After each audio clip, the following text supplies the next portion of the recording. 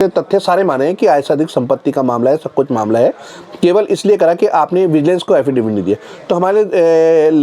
आगे और भी रास्ते हैं कि हम दोबारा से एप्लीकेशन देके उसमें नया शपथ पत्र लगा के पुनः इसको दोबारा से विजिलेंस को दे सकते हैं। देखिए 11 तारीख को अभी ये ऑर्डर पास हुआ है जो अपलोड अभी हुआ है, उसमें उन्होंने ये कहते हुए उसको जो हमारी 156(3) को निरस्त किया गया है कि हमने एफिडेविट विजिलेंस को नहीं दिया था और मंत्रिपरिषद को नहीं दिया था, और बाकी उन्होंने कहा कि हमने एक जो एफिडेविट दिया था 156(3) में दिया हुआ है, और एक उन्होंने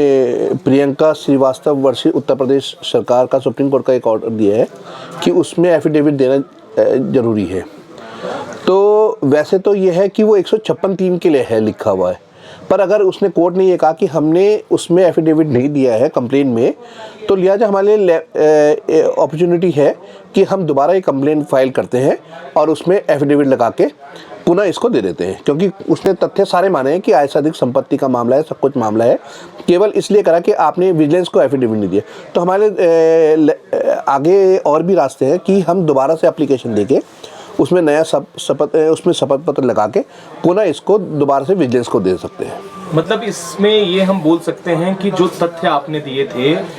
वो कोर्ट ने भी स्वीकार कर लिए हैं कि जो आय से अधिक संपत्ति का मामला जो बन रहा था वो बनता है, सिर्फ इसलिए निरस्त की गई है कि एफिडेविट नहीं है, ये माना है वो। हाँ, ये माना है, और उसने ये लिखा है कि एफिडेविट नहीं दिया था।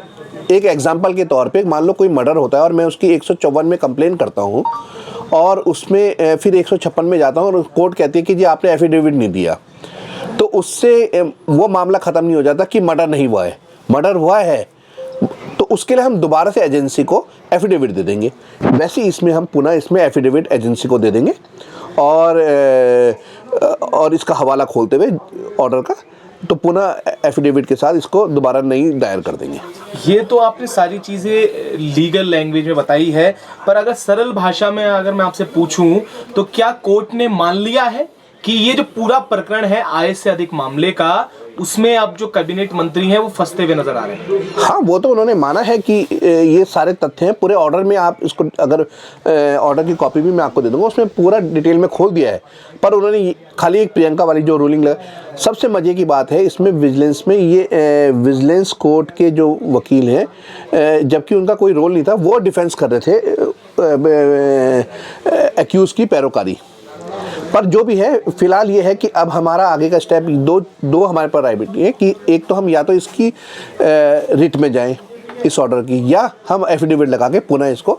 दे दें। हमारे पास रास्ते बहुत खुले हुए हैं अब। मतलब फाइनल ये होने वाला है कि कोई भी इनमें से एक रास्ता आप चुनते हैं, पर मुश्किलें जरूर बढ़ने वाली हैं। नहीं, मुश्किलें तो है ही भाई। एक्चुअल क्या है, एविडेंस डॉक्यूमेंट्री प्रूफ है, और हम तो देखते हैं अब हम ललिता कुमारी और कर्नाटका का जो जजमेंट है जो 17 फरवरी 2025 को आया है, स्टेट ऑफ कर्नाटका वाला, और सुप्रीम कोर्ट ने दिया है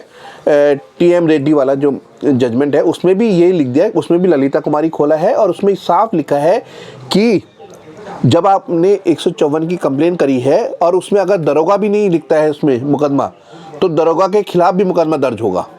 तो अब हम दोबारा नया शपथ पत्र देके पुनः विजिलेंस में एक नई एप्लीकेशन देके कंप्लेंट फाइल करेंगे और उसमें एफिडेविट लगा के इसको दोबारा से चालू कर देंगे।